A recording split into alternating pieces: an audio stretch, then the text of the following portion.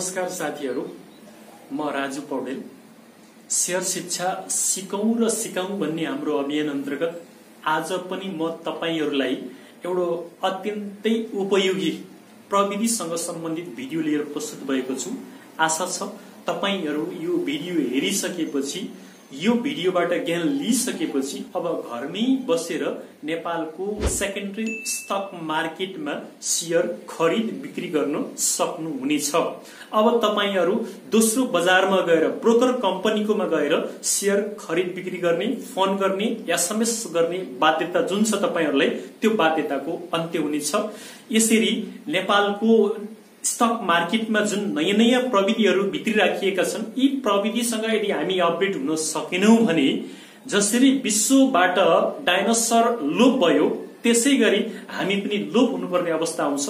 त्यसकारण प्रविधिबाट हामीले धेरै कुरा सिक्नुपर्ने हुन्छ, प्रविधिमा आफूलाई अपडेट गर्नुपर्ने हुन्छ।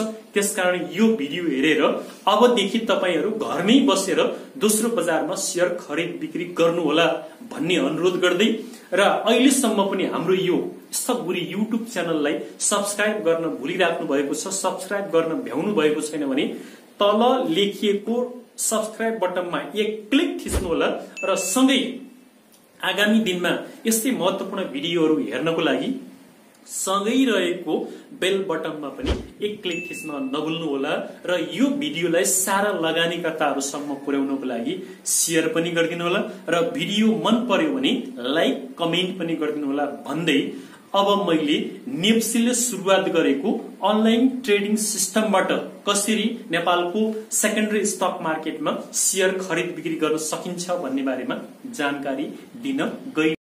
साथीहरू, जब तपाईहरुले आफ्नो ब्रोकर कम्पनीसँग गएर सम्झौता गर्नुहुन्छ, ब्रोकर कम्पनीले तपाईहरुलाई इमेल ठेगानामा एउटा लिंक पठाइदिन्छ, अनलाइन ट्रेडिङ सिस्टमको लागि एउटा लिंक पठाइदिन्छ।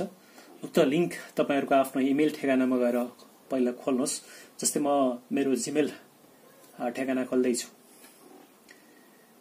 जीमेल ठेगाना खोलिसकेपछि उक्त लिंक कहाँ छ त्यो हेर्नुहोस्। जस्तै यहाँ मेरो लिंक छ, यो लिंकमा मैले क्लिक गरेँ। क्लिक गरिसकेपछि त्यो लिंक ओपन गर्नुहोस्। ओपन गरिसकेपछि नेप्सी अनलाइन ट्रेडिङ सिस्टम भन्ने एउटा नयाँ पेज खोल्नेछ। पेज खोल्दैछ। यो पेज खोलिसकेपछि तपाईले पहिलो पटक नेप्सी अनलाइन ट्रेडिङ सिस्टम लिएर लगइन गर्दै हुनुहुन्छ भने पासवर्ड रिसेट गर्नुपर्ने हुन्छ। पासवर्ड रिसेट गर्नको लागि तपाईहरु यो पेजमा दिएको फर्गेट पासवर्डमा क्लिक गर्नुपर्ने हुन्छ। फर्गेट पासवर्डमा क्लिक गरिसकेपछि एउटा यस्तो नयाँ पेज खुल्छ जसमा युजर नेम र इमेल एड्रेस हाल्नु पर्ने हुन्छ। जस्तै मेरो आफ्नो युजर आइडी म टाइप गर्न गइराखेको पछि मेरो आफ्नो इमेल ठेगाना हानिसके। इमेल ठेगाना हानिसकेपछि सबमिटमा क्लिक गर्नुहोस्। सबमिटमा क्लिक गरिसकेपछि यस्तो एउटा मेसेज आउँछ, तपाईले यसमा ओके गर्नुहोस्। ओके गरिसकेपछि माथि success reset link is seen to your mail ID भनेर भनेको छ। तपाई आफू फेरि आफ्नो इमेल ठेगानामा फर्कनुहोस् र त्यहाँ एउटा लिंक तपाईहरुलाई पासवर्ड रिसेट गर्नको लागि लिंक पठाइदिन्छ ब्रोकर कम्पनीले। जस्तै यहाँ रिसेट पासवर्ड भनेर आयो, यहाँ क्लिक गर्नुहोस्। तपाईहरुले यहाँ रिसेट पासवर्ड भन्ने देख्नुभयो होला, यसमा क्लिक गर्नुहोस्। यसमा क्लिक गरिसकेपछि एउटा यो नयाँ पेज खोल्नेछ।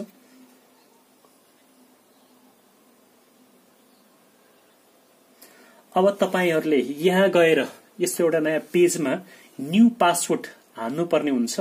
तपाईहरुले के पासवर्ड राख्ने हो, सर्वप्रथम त्यो पासवर्ड टाइप गर्नुहोस्। जस्तै मैले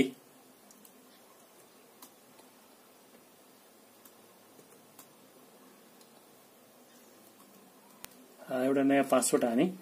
फेरि कन्फर्म न्यू पासवर्डमा पनि फेरि जुन पहिला न्यू पासवर्डमा जे पासवर्ड राख्नु भएको छ त्यही पासवर्ड रिटाइप गर्नुहोस्। जस्तै मैले अघि जे राखेको थिएँ त्यही टाइप गर्न गइराखेको छु। तपाईहरुले यहाँ पासवर्ड राख्दाखेरि मिनिमम क्याप्स एउटा हुनै पर्ने हुन्छ, मिनिमम स्पेशल क्यारेक्टर एउटा हुनै पर्ने हुन्छ। मिनिमम डिजिट एउटा हुनुपर्ने हुन्छ र पासवर्डको लेन्थ 7 देखि 14 अक्षर हुनुपर्ने हुन्छ। मैले त्यो मिलाएर राखेको छु। तपाईहरुले पनि त्यो कुराहरुलाई ख्याल गरेर मिलाएर पासवर्ड रिसेट गर्नु होला। पासवर्ड रिसेट गरिसकेपछि अब सबमिटको बटनमा क्लिक गर्नुस्। यो क्लिक गरिसकेपछि सक्सेस पासवर्ड अपडेटेड सक्सेसफुल भनेर आएको छ माथि। त्यसपछि Nepal stock exchange trade management system user name, मेरो अघि जुन युजर नेम थियो त्यही युजर नेम यहाँ देखाइराखेको छ। अब मैले न्यू पासवर्ड जुन मैले रिसेट गरेको पासवर्ड यहाँ हान्ने छु। त्यसपछि पासवर्ड हानिसकेपछि यहाँ इन्टर क्याप्स भन्ने छ। यसको अर्थ तपाईहरुको यो ट्रेड म्यानेज सिस्टम कसैले ह्याक नगरोस् र तपाईको यो सिस्टम सुरक्षित रहोस् भनेर यस्ता केही क्याप्सहरु तपाईहरुले टाइप गर्नुपर्ने हुन्छ। एभ्री टाइम तपाईहरुले लगइन गर्दाखेरि यो हान्नै पर्ने हुन्छ। जस्तै यहाँ यतापट्टि कोठामा दिएको छ त्यही हान्नुस्। यता के मैले हानिसके। अब सबमिट गर्नुस्। सबमिट गरिसकेपछि I agree term and condition I एग्रीमा क्लिक गरिदिनुस्। यस्तो प्रकारको नेपाल स्टक एक्सचेन्जको ट्रेड म्यानेजमेन्ट सिस्टम पेज खोल्ने छ। यो फ्रन्ट पेज हो। नेप्सेको इन्डेक्स देखाइराखेको छ। अहिले बजार खुलिराखेको छ। नेप्से अहिले आजको मितिमा 1148.75 पोइन्टमा छ भने 3.06 अंकले आजको बजार बढेको देखिन्छ। 0.27% ले बजार बढेको देखिन्छ।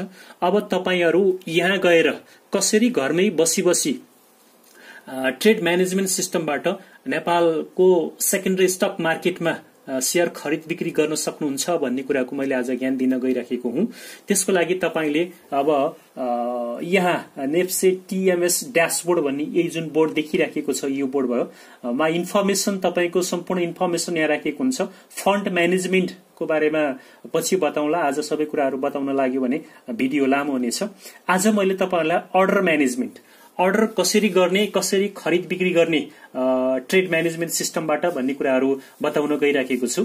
तपाईहरुले बाई अथवा सेल के गर्ने हो यहाँ गएर बाई सेल्स गर्न सक्नुहुनेछ।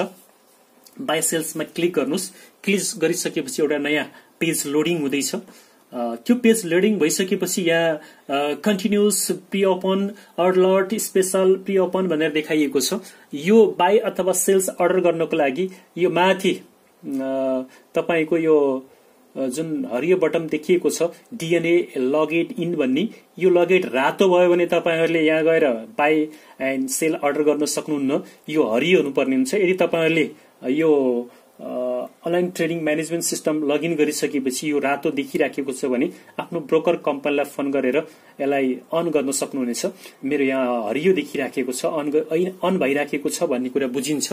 अब म तपाईहरुलाई यहाँ गएर कसरी कुन कम्पनीको शेयर खरिद वा बिक्री गर्ने भन्ने कुराहरु बताउन गइराखेको छु। जस्तै इक्विटीमा इक्विटी नै हो, इक्विटी नै सिलेक्ट गर्नुस्। अब तपाईले कुन कम्पनीको शेयर खरिद गर्ने हो त्यो कम्पनी यहाँबाट छान्नुस्। जस्तै मैले मुक्तिनाथ विकास बैंक छान्ने विचार गरे। यहाँबाट मुक्तिनाथ विकास बैंक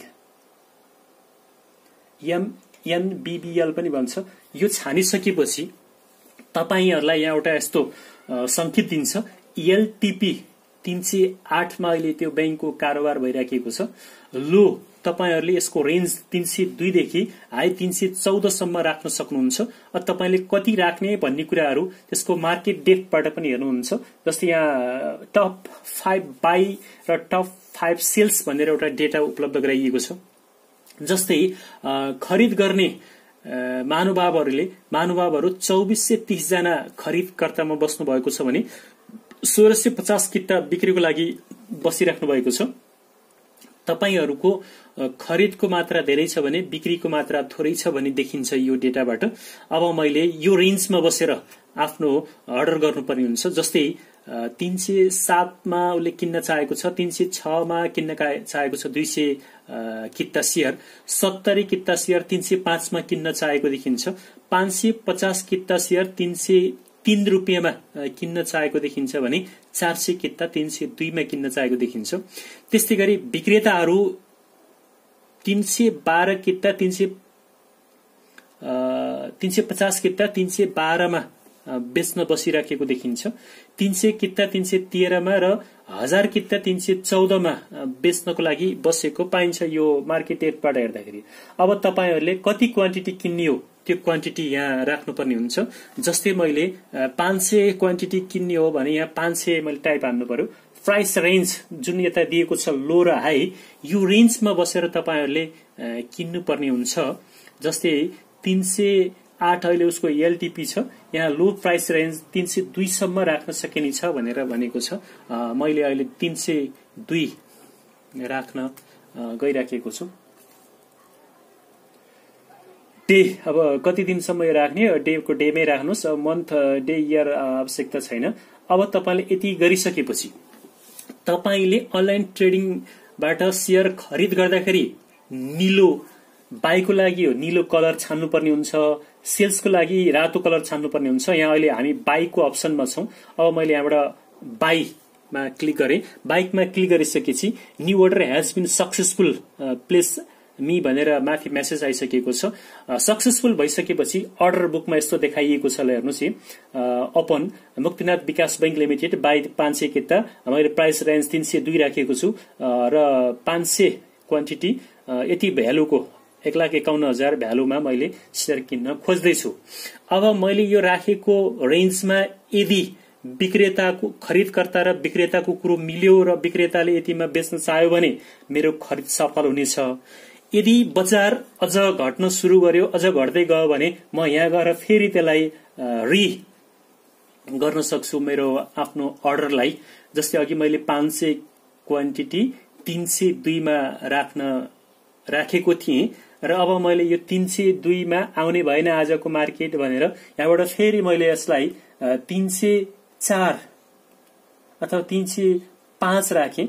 305 राखेर फेरि मैले बाई अर्डर गरेँ भने सक्सेस भनेर आउँछ। यसरी तपाईहरुले नेप्सेको अनलाइन ट्रेडिङ म्यानेजमेन्ट सिस्टममा गएर शेयर खरिदको आदेश गर्न सक्नुहुन्छ। यदि तपाईलाई यो कम्पनीको शेयर खरिद गर्न मन लागेन भने यो तल एउटा यस्तो बटन गोलो र बीचमा काटेको एउटा गोलो बटन दिएको छ, त्यहाँ गएर क्यान्सल गर्न पनि सक्नुहुन्छ। क्यान्सल त्यहाँ क्लिक गरिसकेपछि अर्डर क्यान्सलेसन भन्ने एउटा मेसेज आउँछ। Are you sure you want to cancel this order भन्दा यस भन्नुस्। अब तपाईले अघि जुन खरिद आदेशको लागि अर्डर गर्नुभएको थियो तपाईको आजको अर्डर क्यान्सल भयो। यसरी बजार घट्ने क्रममा अथवा बढ्ने क्रममा छ भने तपाईले गरेको अर्डरलाई बारम्बार रिअर्डर गर्न सक्नुहुन्छ। तपाईको प्राइस रेन्जलाई रिअर्डर गर्न सक्नुहुन्छ, क्वान्टिटीलाई रिअर्डर गर्न सक्नुहुन्छ। यसरी तपाईहरुले सजिलैसँग आफ्नो घरको छतमा बसेर, कोठामा बसेर अथवा विश्वको जुनसुकै कुना काप्चामा, अफिसहरुमा, कार्यालयहरुमा अथवा क्याम्पस, कलेज, स्कुलमा बसेर पनि आफ्नो मोबाइलबाट, कम्प्युटरबाट, ल्यापटपबाट नेपालको सेकेन्डरी स्टक मार्केटबाट शेयर खरिद गर्न सजिलैसँग सक्नुहुनेछ। त्यसैगरी अब सेलको लागि यही पेजमा यता दायाँतिर सेल र बाई दिएको छ। अहिले हाम्रो यो पेज बाईमा छ भने यहाँ क्लिक गर्नुस्। अब सेल्समा जान्छ। सेल्सलाई रातो यो कलरले जनाउँछ भने बाईलाई नीलो कलरले जनाउँछ। अब तपाईलाई उचित मूल्य आयो, आफूले किनेको शेयरको उचित मूल्य आयो र तपाई ब्रोकर कम्पनीकामा जान सक्नु भएन, फोन गर्न पनि सक्नु भएन भने यसरी अनलाइन सिस्टमबाट सजिलैसँग तपाईहरुले शेयर बिक्री गर्न सक्नुहुन्छ। जस्तै EQ मा युकी राख्नु, सिलेक्ट कुन कम्पनीको शेयर बिक्री गर्ने हो। जस्तै मलाई BOKL कम्पनीको शेयर बिक्री गर्नु छ, कति क्वान्टिटी बिक्री गर्नु छ, यहाँ क्वान्टिटी क्लिक गर्नुस्। जस्तै मलाई 250 किता बिक्री गर्नुपर्ने हुन्छ, प्राइस कतिमा बिक्री गर्नुपर्ने छ। आज यसको एलटीपी मूल्य 260 रहेछ, लो 255, हाई 265। अब मैले 265 मा बिक्री गर्न खोजेँ, यहाँ 265 मैले क्लिक गरेँ। अब यो क्लिक गरिसकेपछि तपाईले यहाँ रातो अक्षरमा लेखेको सेल्समा क्लिक गर्नुस्।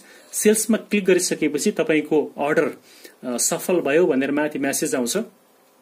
अब तपाईले राखेको अर्डरलाई रिसेल्स गर्न सक्नुहुन्छ। यो अर्डरलाई तपाई अघि जसरी पर्चेस अर्डरमा गएर यहाँ रिअर्डरलाई एडिट गर्नुभएको थियो। 250 किताको ठाउँमा मलाई 150 किता मात्रै बिक्री गर्न मन लाग्यो भने यहाँ कितालाई तपाईले एडिट गर्न सक्नुहुन्छ। प्राइस रेन्जमा 265 आज पुग्ने जस्तो लागेन, तपाईलाई आज अनिवार्य रूपमा शेयर बेच्नै पर्ने छ भने जस्तै 264 मा तपाईले राख्नुभयो 65 बाट 1 रुपैयाँ घटाएर यसरी तपाईले अघि राखेको सेलिङ क्वान्टिटी र सेलिङ प्राइस रेन्जलाई परिवर्तन गर्न सक्नुहुन्छ। त्यसपछि फेरि सेल्समा क्लिक गर्नुस्। सेल्समा क्लिक गरिसकेपछि तपाईको यो अर्डर बुकमा जुन रिअर्डर रिएडिटिङ गर्नुभयो त्यो सफल हुन्छ। यसरी तपाईले सजिलैसँग यो अनलाइन ट्रेडिङ म्यानेजमेन्ट सिस्टमबाट घरमै बसेर शेयर अर्डर र शेयर बिक्री गर्न, सेल्स र बाइको अर्डर सजिलैसँग गर्नु सक्नुहुन्छ। मैले आज बिओकेएल बिक्री गर्नु छैन, त्यसकारण मैले यहाँबाट यसलाई क्यान्सल गर्न चाहे। मैले यो क्यान्सल बटनमा क्लिक गरे। क्यान्सल बटनमा क्लिक गरेपछि यहाँ यस बटनमा क्लिक गरेपछि तपाईले अघि जुन सेल्सको लागि अर्डर गर्नुभएको थियो त्यो अर्डर क्यान्सल हुन्छ। यसरी तपाईहरुले सजिलैसँग घरमै बसी अथवा विश्वको जुनसुकै कुना काप्चामा बसेर आफ्नो मोबाइल, ल्यापटप, कम्प्युटरबाट दोस्रो बजार नेपालको सेकेन्डरी स्टक मार्केटमा शेयर खरिद बिक्री गर्न सक्नुहुन्छ। मलाई आशा छ यो भिडियो हेरिसकेपछि तपाईहरुले अब शेयर कारोबार गर्नको लागि ब्रोकर कम्पनीमा धाइराख्नु पर्दैन, ब्रोकर कम्पनीलाई फोन गरिराख्नु पर्दैन। तपाईहरुको हातमा मोबाइल इन्टरनेट छ। तपाई जुनसुकै ठाउँबाट बसमा हिँड्दै बाटोमा हिँड्दै पनि आफूले चाहेको कम्पनीको शेयर खरिद र आफूले चाहेको कम्पनीको शेयर सजिलैसँग यो ट्रेड म्यानेजमेन्ट सिस्टमबाट, नेप्सी स्टक एक्सचेन्जको trade management system, online trading सिस्टमबाट शेयर कारोबार गर्न सक्नुहुन्छ। हस्त